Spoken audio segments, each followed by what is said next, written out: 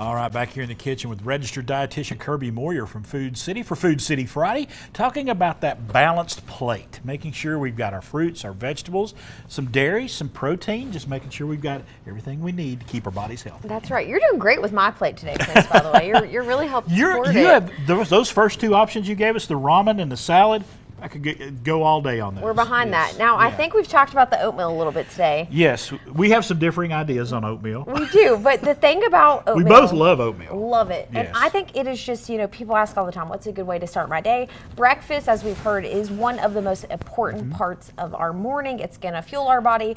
And oatmeal is a simple, fiber-rich base that we can use in a lot of different ways. Now, our traditional oatmeal path takes it a more sweet version. Yes. Which you feel like that's more in your wheelhouse. You're comfortable with that. Warm and sweet. Yep, okay. And for breakfast. Yes, absolutely. And so I did one this morning where before you actually cook your oatmeal in a pan, you're going to add a teaspoon of butter, which is going to add a little bit of that saturated fat, but you're going to cook sliced apples. Okay. And I actually did some fresh berries with a little bit of cinnamon in there.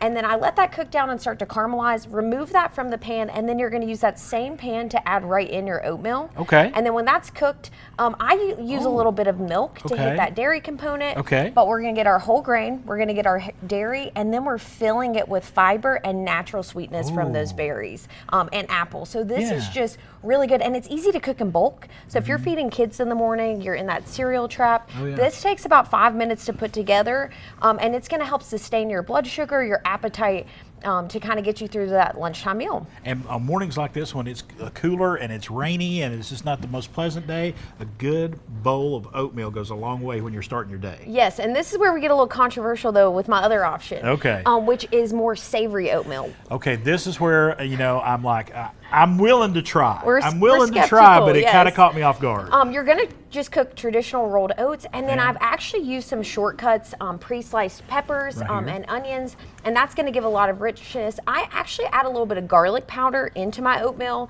I've chopped that up with an egg and a little bit of shredded mozzarella cheese. So we've got whole grain, we've got vegetable, we've got our protein, we've got our dairy. You're hitting 4 of our food groups in one simple bowl. If you ate a piece of fruit on the side, you trifecta, you hit everything this morning. You've hit it out of the park, That's according right. to Kirby. And again, we think about grit bowls kind of being that way. Just the versatility of oatmeal, you can still apply that concept there.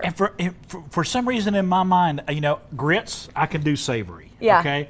Oatmeal. I'm going to convert you today. It's okay. She's trying hard. Yeah. She's trying hard. But I've just never had oatmeal with savory items on top of vegetables and eggs and things of that nature. That's where the Food City dietitians were really inventing some new ways to use those kitchen staples. And then another quick option for breakfast in the morning, if you're skipping frequently or you struggle with getting in fruits and vegetables, smoothies is a great place to sneak that in. We hear that time and time again, but you want to make sure you're using a dairy-rich base.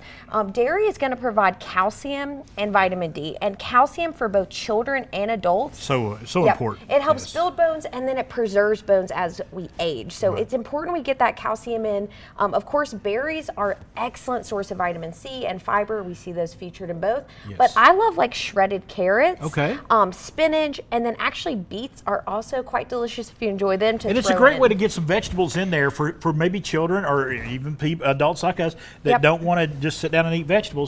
You can drink your vegetables. Yes, and I know we got cold weather a little bit, but as these warmer temperatures start to come in the next few months, it's refreshing, it's hydrating, and again, if you're busy and on the go, don't feel like eating, a smoothie is a great way to balance that. And before we go, I want you to remind folks about your collagen here. Yeah, so if you are looking for a little bit more protein or you're looking for more performance, collagen peptide helps support our cell turnover, specifically for our joints, hair, skin, and nails. It does have some essential kind of proteins in there that can also help you stay really, really full and satisfied. Some links for good gut health too. So you put a little bit of that in your smoothie, take care of your joints. Yeah. You got those achy knees like me, that may be the way to go. Kirby, thank you so much. I've learned so much today. I learn something every time you come in here. Absolutely. Hey folks, you can learn a lot too by going to foodcity.com.